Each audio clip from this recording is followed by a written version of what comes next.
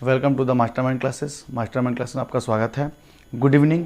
चलिए अब आगे चलते हैं। जैसे कि मैंने क्वेश्चन कराया था, पार्ट नंबर अब आते हैं 8 पे। ये जो मेरा वीडियो है पार्ट नंबर कौन सा है? 8 है। 7 वीडियो मैंने बना चुका है। अब आते हैं ये क्वेश्चन पे। देखिए जितना जितना क्वेश्चन इसमें आ रहा है वैसे वैसे क्वेश्चन आपको बताते जा रहे हैं। ध्यान से देखिए क्वेश्चन क्या कह रहा है। मैंने कल कहा था, कल के वीडियो मैंने कहा था कि अब जो क्वेश्चन हम डालेंगे आपके तालिका वाले क्वेश्चन आएंगे, क्योंकि तालिका वाले क्वेश्चन आते थे। कल याद करिए, कल मैंने क्या कहा था कि इसमें जो भी क्वेश्चन होंगे, सब्जी खरीदना, बेचना, औसत अंक, माध्य, ये सारे क्वेश्चन आपको मिलेंगे। तो आज सारे वही क्वेश्चन कराएंगे। ये वीडियो बहुत अच्छा है, आप इसको जरूर देखिएगा। देखिए क्या कह रहा है। 3 विद्यार्थी द्वारा मिलाकर प्रत्येक प्रकार से किए गए अध्ययन के लगभग औसत क्या क्या हैं? अच्छा, 3 विद्यार्थी हैं। वो 3 विद्यार्थी कौन है? मानसी है, हरमन है और कौन है? फैसल है। मानसी, हरमन और कौन? फैसल। अब देखिए इनका क्या दिया हुआ है। समूह में पढ़ने पहले के अंक, मतलब पहले का अंक है, और ये क्या है? समूह में पढ़ने के बाद का अंक है। इन दोनों का अंक दिया हुआ है। ये मानसी पाई है 67 कब पहले, और बाद पाई है 79। 54 पाए हैं हरमन, बाद में कितना पाए हैं? 60। 63 पाए हैं फैसल, उसके बाद कितना पाए हैं? 74। ये सब इनका तालिका दिया हुआ है, ये बताया गया है। अब कह क्या रहा है? ये क्या है? इनका सब ये औसतन अंक दिया गया है। पूछ क्या रहा है? तीनों विद्यार्थी मिलकर प्रत्येक प्रकार के किए गए अध्ययन के लगभग औसत अंक क्या है? सवाल में कुछ भी नहीं है। तीनों प्रकार के किए गए अध्ययन, मतलब तीनों प्रकार के तीनों विद्यार्थी मिलकर प्रत्येक प्रकार के, तीनों विद्यार्थी मिले हैं और प्रत्येक प्रकार के अध्ययन, प्रत्येक प्रकार का अध्ययन मतलब देखिए 67 नंबर, 54 नंबर और 63 नंबर। मानसी कितना पाई? 67, हरमन 54 और फैसल 63। इनका निकालना क्या है? औसत। तो आपको बता दें औसत बराबर होता क्या है? संख्याओं का योग बटे में कुल संख्या। तो संख्याओं का योग बटे में कुल क्या होता है? संख्या। और माध्य क्या होता है? संख्याओं का योग बटे में दिया हुआ कुल संख्या। दोनों क्या होते हैं? औसत और माध्य क्या होते हैं? दोनों सेम होते हैं। ये चीज़ मैंने पहले ही बताया था। तो कुछ करना नहीं है सवाल में, सिर्फ क्या करना है? लगभग औसत पूछा है तीनों का, तो यहाँ तीनों का आप औसत निकाल दीजिए, और यही निकाल दे रहे हैं हम औसत क्या होगा, आप इसको जोड़ लीजिएगा।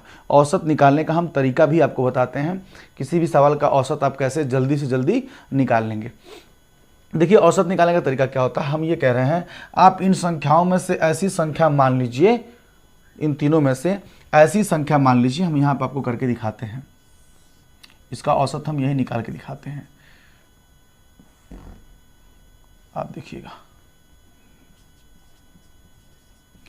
सॉल्यूशन हम यही करते हैं, इसका भी सॉल्यूशन यहाँ करते हैं, और आपको सिखाते हैं कि सॉल्यूशन कैसे किया जाता है, औसत कैसे निकाला जाता है, औसत कैसे निकालते हैं। औसत निकालने के बाद आप जोड़ देंगे, जोड़ के 3 से भाग कर देंगे तब भी आ जाएगा। यहाँ निकालने का तरीका क्या है? आप मान लीजिए इन तीनों का जो औसत है वो कितना है? 60 माना है। अच्छा बताइए 60 से कितना ज़्यादा है? 7 ज़्यादा है। 60 से कितना कम है?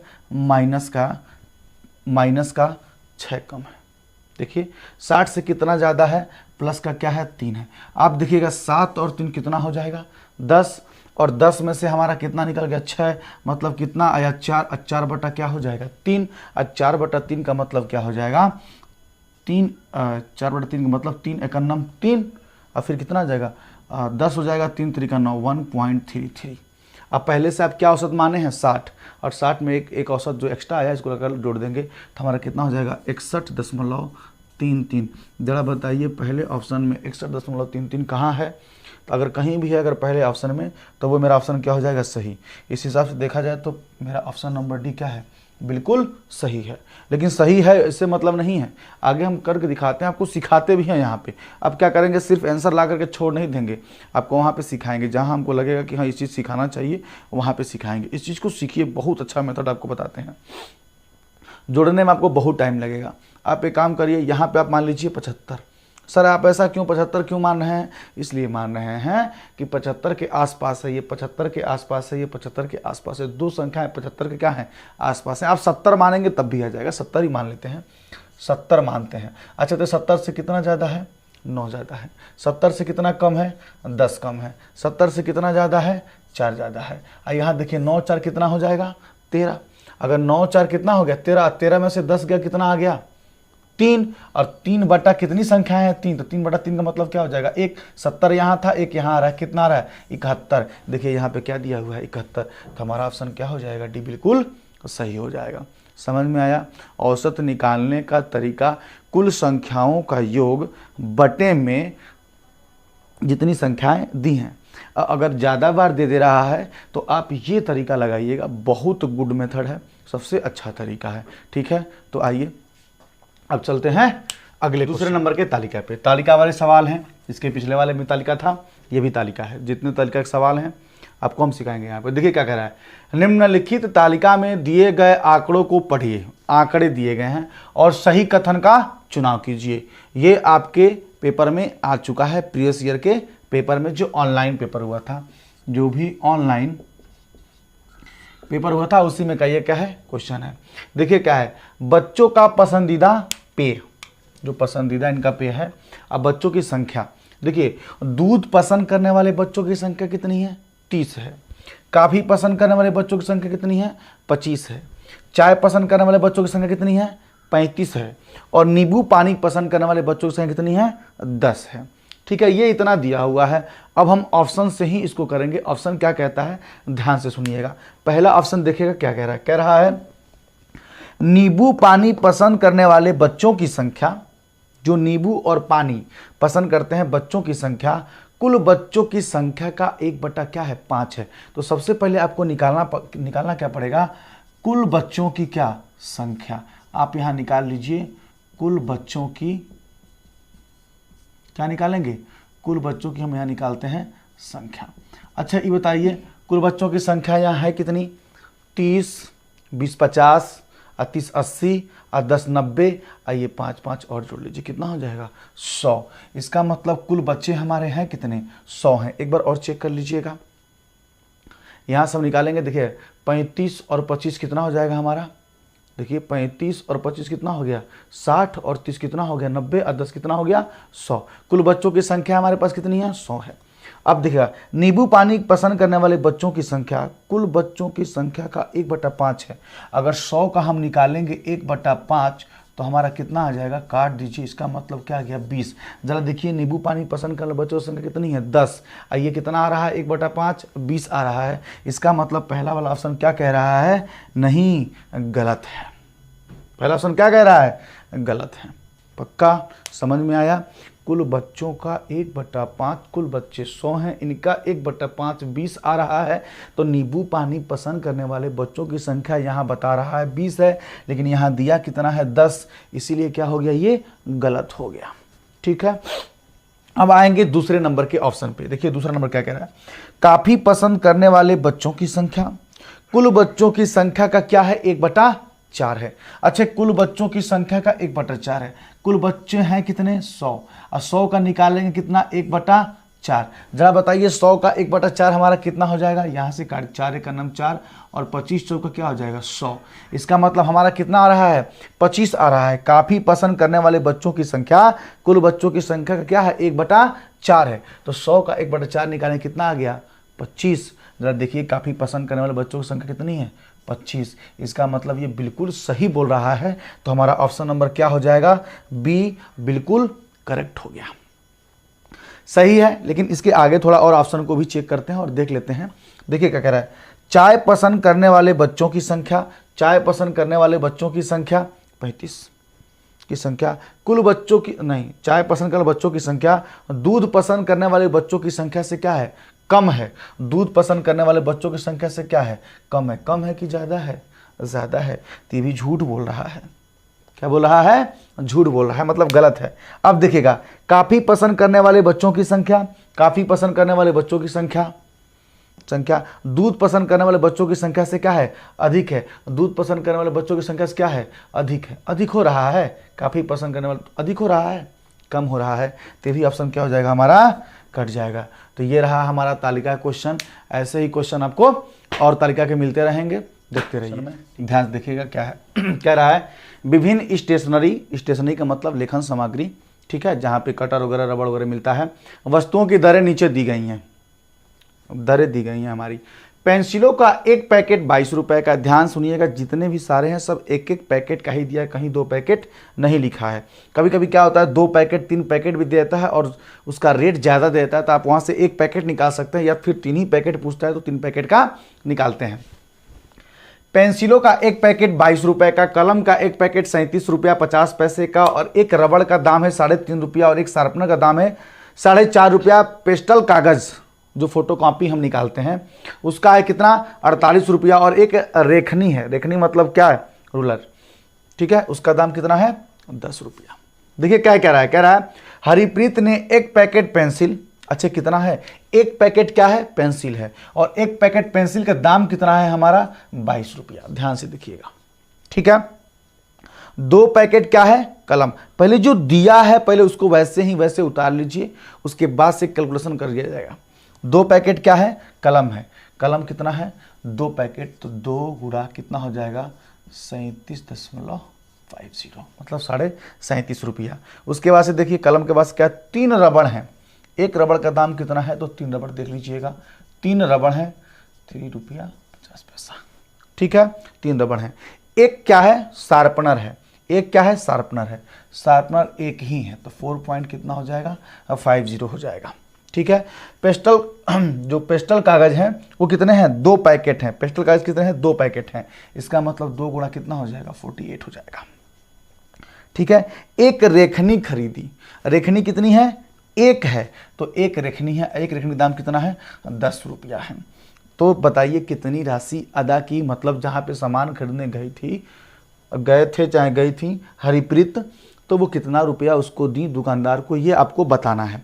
अब देखिए इसके लिए करेंगे क्या, सबसे पहले इधर हमारी क्या है, जितनी वस्तुएं हम लिए हैं, कितनी कितनी वस्तुएं लिए हैं, और उनके बगल में क्या दिया गया है, रेट। जब इनको गुणा कर लेंगे तो कुल पैसा आ जाएगा।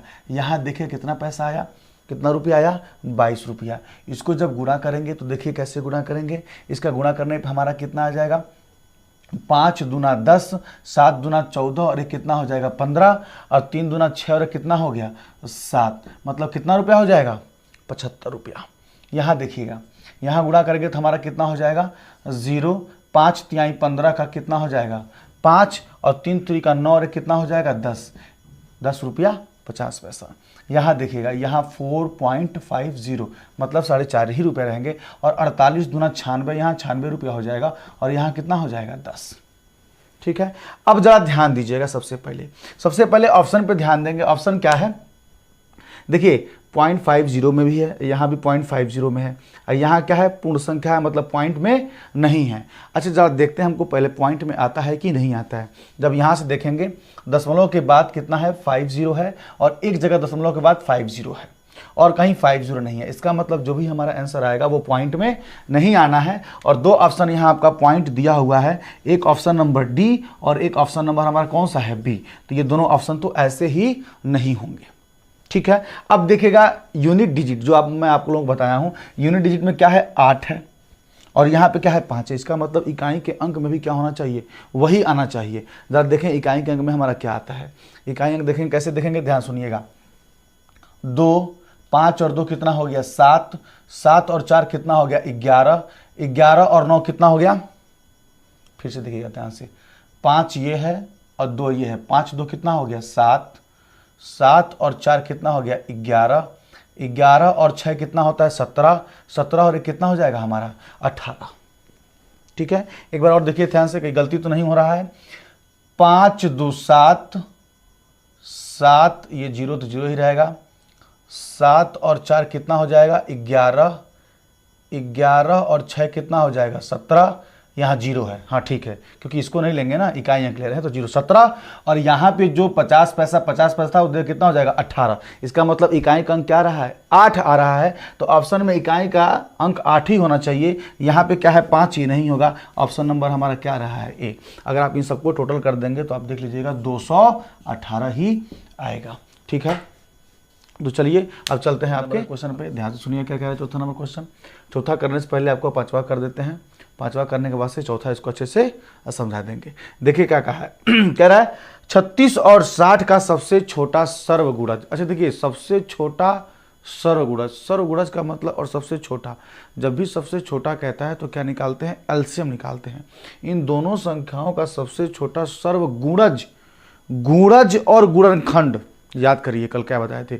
गुणनखंड किसी संख्या का खंड कर देना, मतलब 5 है चाहे 25 है तो 5 गुणा 5, लेकिन 25 का गुणज 25 का पहाड़ा। अच्छा यहाँ कहा क्या है, 36 और 60 का सबसे छोटा सर्वगुणज। तो इन दोनों का ऐसा छोटा सर्वगुणज हमको ला दें, मतलब एलसीएम ला दें कि वो दोनों क्या हो जाए, ये वो जो संख्या आवे इस संख्या से वो क्या हो जाए, कट जाए, सर्वगुणज हो। इसका मतलब निकालेंगे क्या, 36 और 60 का क्या निकालेंगे हम, एलसीएम निकालेंगे। देखिए एलसीएम निकालने का तरीका क्या है, 36 और 60 का बहुत आसान तरीका है इसका एलसीएम निकालने का। यहाँ 36 हो गया और क्या हो गया 60। कभी इन दोनों संख्याओं का एलसीएम निकालने के लिए आप भाग विधि वगैरह से मत निकालिएगा, डायरेक्ट करने की कोशिश करिएगा। जो बड़ी संख्या होती है, बड़ी संख्या को क्या करते हैं, हम उतार लेते हैं। इन दोनों का ऐसा मल्टीपल ढूंढिए, इन दोनों की ऐसी बड़ी से बड़ी संख्या ढूंढ लीजिए कि वो इसको भी काट दे और इसको भी काट दे, जो संख्या बची हुई है।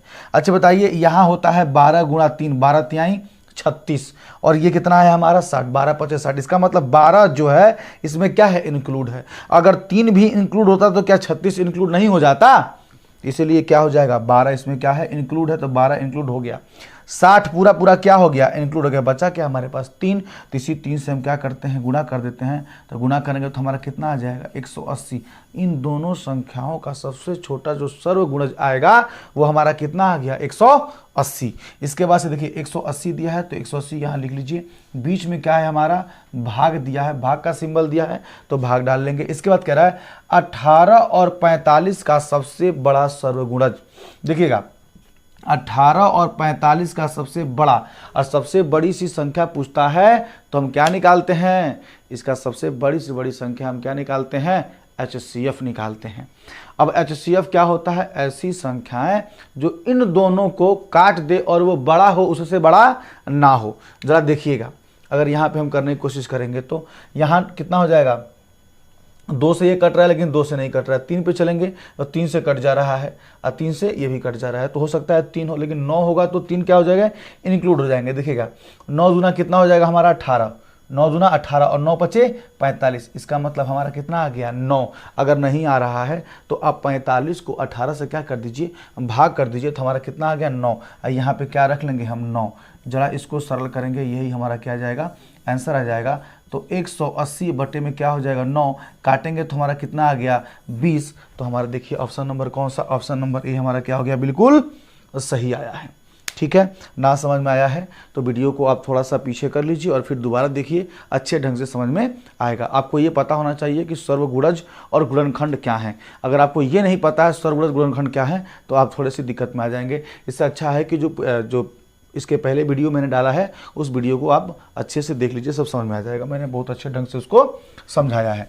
चलिए अब आएंगे आपके चौथे नंबर के क्वेश्चन पे। मैंने 5वां बताया था। अब देखिए ये क्वेश्चन क्या कह रहा है। इस क्वेश्चन में भी कुछ है नहीं, तालिका पे ही आधारित है, लेकिन ये तालिका बनाया नहीं है, लेकिन उसी टाइप का ये क्वेश्चन है। इसके बाद से एक और तालिका क्वेश्चन आपको इसमें देंगे, देखिएगा कैसे आ रहे हैं। जरा इस क्वेश्चन को देखिएगा करने का तरीका, इस क्वेश्चन को कैसे कर सकते हैं। कह रहा है दीनू है, भैया कोई है दीनू। दीनू अपने मसालों का कारोबार शुरू करता है। वह 10 केजी हल्दी पाउडर, अच्छा हल्दी पाउडर है कितना, 10 केजी हल्दी पाउडर है, ठीक, हल्दी पाउडर। 8 केजी लाल मिर्च, अच्छा कितना है 8 केजी क्या है हमारा लाल मिर्च है, 8 केजी लाल मिर्च पाउडर है। और 15 केजी क्या है, धनिया का पाउडर है। धनिया का पाउडर कितना है 15 केजी। ये सब क्या किया, इनको आपस में मिलाया। तो आपस में मिलाएंगे तो क्या करेंगे, जोड़ेंगे ही तो। जब इसको आपस में मिलाएंगे तो जरा इसको जोड़ दीजिए। जोड़ेंगे तो हमारा कितना हो जाएगा, ध्यान से सुनिएगा, 10 और 15 कितना होता है 25। 25 को 8 में जोड़ दें कितना आ जाएगा 33 केजी।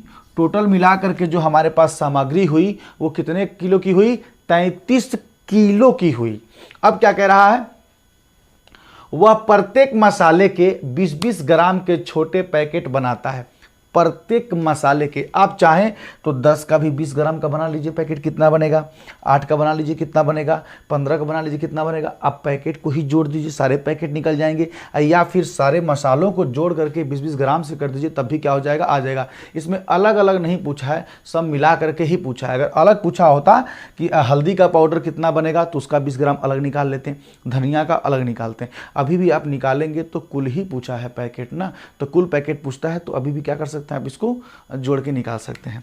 अच्छा, यहाँ 33 kg है, यहाँ क्या दिया है? 20 ग्राम। ध्यान से देखिएगा, 20-20 ग्राम। आप चाहिए तो इसको केजी में बदल दीजिए या चाहिए तो इसको ग्राम में बदल दीजिए। हमारा क्या होना चाहिए? मात्रक समान होना चाहिए, तभी हम कुछ कर पाएंगे। अच्छा बताइए, ये 33 kg है तो 33,000 क्या हो जाएगा? ग्राम नहीं हो जाएगा? हो गया। अब कितने का पैकेट बनाना है? इतना में से ही तो हमको 20 ग्राम का पैकेट बनाना है, और इसमें 20 ग्राम का पैकेट बनाना है तो 20 से क्या कर देंगे? हम भाग कर देंगे। देखिएगा ध्यान से, ऊपर भी हमारा क्या आया है? ग्राम है, और नीचे भी हमारा क्या है? ग्राम है। तो अब आसानी से क्या कर सकते हैं? इसको हम पैकेट के रूप में निकाल सकते हैं। 1 0 से क्या हो जाएगा हमारा? 1 0 कट गया। अब इसको क्या करते हैं? इसको काटते हैं। देखिएगा कैसे काटेंगे। 2 1 नम कितना हो जाएगा? 2। ये यहाँ चला आएगा 13। 2 छक्के कितना हो गया? 12। और 2 25 कितना हो गया? 10। 1 0 बच गया, तो हमारा कितना आया? 1650। तो इन तीनों मसालों को मिला करके जो 20-20 ग्राम का हम पैकेट बनाएंगे, उन पैकेटों की जो संख्या आएगी वो संख्या कितनी आ जाएगी? 1650। ये ना ग्राम में है ना कुछ, 1650 मतलब 1650 पैकेट बने 20-20 ग्राम के। पक्का? ठीक है। चलिए जरा इसका दूसरा मेथड आपको दिखाते हैं। आप इसको ऐसे भी कर सकते थे, जैसे क्या कह रहा है? 10 kg है, 10 kg है तो आप 10 kg को ग्राम में बदल लेते हैं। अच्छा, ग्राम में बदलेंगे तो हमारा कितना हो जाएगा? 10,000 हो जाएगा। अब बटा कितना हो जाएगा? 20। ये भी तो बोला था, अगर अलग अलग पूछ दिया, मान लीजिए यहाँ पे हमने ऐसे निकाल दिया, कुल पैकेट निकाल दिया, हो सकता था कि वहाँ पूछ सकता था केवल धनिया का पैकेट का बताइए कितने पैकेट 20 ग्राम बना सकते हैं। 75 ग्राम का कहेगा तो 75 से भाग करेंगे, 10 ग्राम का कहेगा 10 ग्राम से भाग करेंगे। जरा इसको करके देखते हैं। इसके बाद से 8 kg वाला है, तो 8 है तो कितना हो जाएगा? 8,000 हो जाएगा, बटा कितना हो जाएगा? 20। अब देखिए यहाँ पे कितना है? 15 है, तो यहाँ कितना हो जाएगा? 15,000 हो जाएगा, बटा में क्या हो जाएगा? 20। बात सेम वही है। आप इन सबको काट दीजिए और काट करके ला के जोड़ दीजिए, तब भी हमारा कितना आ जाएगा? 1650 आएगा। देख लीजिए, यहाँ से इसको काट दीजिए, इसको काटेंगे, 2 25 कितना हो गया? 10। यहाँ हमारा कितना आया? 500।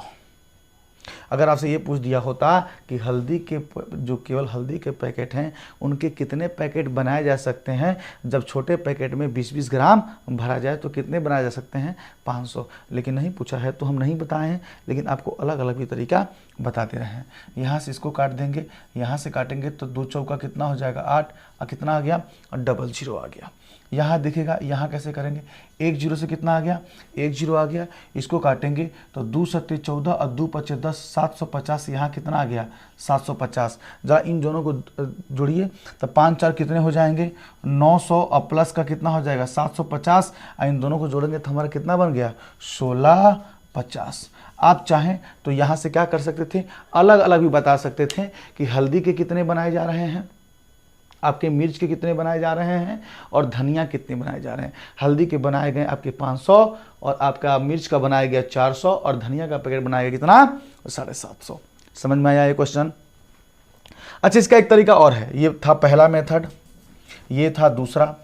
एक और देखिएगा, बिल्कुल आसान, ये भी आसान है। तीसरा मेथड भी देख लीजिए। इनके 3 तरीके हम बता रहे हैं, आपकी जो इच्छा है वो आप कर लीजिएगा। जैसे मैंने ग्राम में बदला था, हम चाहे तो 20 ग्राम को ही क्या कर ले? केजी में बदल दें। देखिए कैसे बदलेंगे। सब मिलाने के बाद से हमारा कितना आया था? 33 kg ना, तो 33 kg तो था, लेकिन इसको भाग ग्राम था, ये क्या था? ग्राम था। अच्छा बताइए, अगर ग्राम में है उसको क्या करें? केजी में बदलेंगे तो क्या करेंगे? भाग करते हैं। केजी में है, ग्राम में बदलेंगे तो गुणा करते हैं। 1 kg बराबर होता है 1000 ग्राम के, तो 1000 से क्या कर लेंगे? हम भाग कर लेंगे। अगर 1000 से हम भाग करेंगे तो ध्यान से सुनिएगा, ये हमारा क्या बन जाएगा? केजी, और निकालना है पैकेट। केजी से केजी क्या हो जाएगा? समाप्त हो जाएगा। 1 0 से 1 0 और 2 से काटेंगे, कितना आ गया? 50। ये 50 कहाँ चला जाएगा? ऊपर, और यहीं पे हम कर देंगे 33 से गुणा, कितना हो जाएगा? 50। इसका मतलब आ जाएगा 1650। देखिए हमारा 1650 आंसर कहाँ है? ऑप्शन नंबर सी हमारा क्या आ गया? बिल्कुल सही आ गया। ठीक है, तो हम चलते हैं क्वेश्चन पे। इसके पहले मैंने 4 और 5 क्वेश्चन करवा दिया था। अब आते हैं 6 और 7 पे। ध्यान देखिएगा 6वां नंबर क्वेश्चन क्या कह रहा है। अच्छा चला ये देखिए क्या कह रहा है, 2 समबाहु त्रिभुज। अच्छा समबाहु त्रिभुज होते क्या हैं, सबसे पहला चीज समबाहु की बात कर दिया तो समबाहु त्रिभुज होते क्या हैं। देखिए समबाहु त्रिभुज वो होते हैं जिनकी तीनों भुजाएं क्या होती हैं, समान होती हैं। अगर तीनों भुजाएं समान हैं तो इनके तीनों कोण भी क्या होंगे, समान होंगे। ठीक है, तो देखिए समबाहु त्रिभुज है क्या, ये एक समबाहु त्रिभुज होता है। अगर ये ए तो ये कितना डिग्री होता है 60, ये भी कितना होता है 60 और ये भी कितना होता है 60। किसी भी त्रिभुज के आंतरिक कोण का मान कितना होता है हमारा 180 डिग्री होता है। ठीक है, अब देखिएगा ये क्या है, ए है, बी है और क्या है, सी है। ऐसे ही एक और त्रिभुज है, वो भी क्या है, समबाहु है, जिसका नाम पी क्यू और क्या होगा आर। फिर अगर ये भी समबाहु है तो सारा इसका भी कंडीशन वही होगा, ए और ये क्या हो जाएगा 60 डिग्री और कितना हो जाएगा 60 डिग्री। तो ये समबाहु त्रिभुज का क्या है, कंडीशन है। कंडीशन क्या है, इनकी तीनों भुजाएं क्या होती हैं, आपस में बराबर होती हैं। तीनों कोण क्या होते हैं, आपस में बराबर होते हैं। इनका जो परिमाप होता है भुजाओं का योग। जिनका भुजाओं का योग करेंगे तो समबाहु त्रिभुज का जो परिमाप आ जाएगा 3a आ जाएगा। अगर इनका देखिएगा एरिया, इनका क्षेत्रफल, लेकिन आपके सीटेट के पेपर में क्षेत्रफल नहीं पूछता है। इसका जो क्षेत्रफल होता है √3/4a² होता है। ध्यान दीजिए, कहीं बाय द वे आ गया तो आ गया। इसका जो एरिया होता है ये होता है √3/4a² होता है। ठीक है, तो क्या बोला क्या है, उसके अंतर्गत बराबर में कौन सा कथन सत्य। अच्छा कथन बताना है कौन सा कथन सत्य है। ABC का प्रत्येक अंतःकोण PQR के प्रत्येक अंतःकोण से कम है। अरे भाई जब दोनों समबाहु त्रिभुज हैं, अभी मैंने बताया अगर दोनों समबाहु त्रिभुज हैं तो दोनों कोण क्या होंगे, आपस में समान होंगे। कोई ज़्यादा और कोई कम नहीं होना है। तो ये ऑप्शन मेरा क्या हो गया, गलत हो गया। अब देखिए क्या कह रहा है, त्रिभुज PQR का प्रत्येक अंतःकोण त्रिभुज ABC के प्रत्येक अंतःकोण के आधा है। अरे भाई आधा कहाँ से होगा, फिर मैंने बताया आधा ज़्यादा कहीं कुछ नहीं, सिर्फ क्या होना चाहिए, बराबर होना चाहिए। त्रिभुज ABC और PQR के प्रत्येक अंतःकोण क्या है, समान है। तो ये क्या लग रहा है, अंतःकोण समान है। अगर भुजा कहता तो ये भी क्या होता, समान है। ये भी कह सकता है त्रिभुज ABC की सारी भुजाएं क्या है, त्रिभुज PQR की भुजा के क्या है, समान है। फिर भी क्या होता मेरा, सही होता। तो सी ऑप्शन क्या हो गया मेरा, बिल्कुल सही हो गया। ठीक है, समझ में आया समबाहु त्रिभुज के बारे में, तो खूब अच्छे ढंग से समझा दिए, उसको देख लीजिएगा। अब देखिएगा आते हैं 7वें नंबर के क्वेश्चन में। ये हमारे पेपर में आपका पूछा हुआ है 3 जनवरी जो पेपर हुआ था ऑनलाइन परीक्षा, उसी में क्वेश्चन पूछा हुआ था। देखिएगा इसमें बताना क्या है आपको, ये पूछ रहा है अरीबा अंग्रेजी अक्षरों और गणितीय अंकों में कोण ढूंढती है। अंग्रेजी के अक्षर हैं और गणित के अक्षर हैं, उनमें क्या ढूंढ रही है, कोण ढूंढती है। निम्नलिखित में से किस समूह में उसे केवल समकोण मिलेंगे। अच्छी बताइए, समकोण अगर आपके मैंने ये पूछा ये कितना कोण बनाएगा, तो आप बता देंगे कि हाँ ये क्या बनाएगा, 90 डिग्री का बनाएगा। लेकिन आपसे मैंने ये पूछ दिया, अगर यही चीज़ मैं आपसे यहाँ से ये पूछ रहा हूँ, ये बताइए कितना डिग्री कोण बनाया, तो क्या आप बता पाएंगे क्या कितने डिग्री का कोण बनाया है।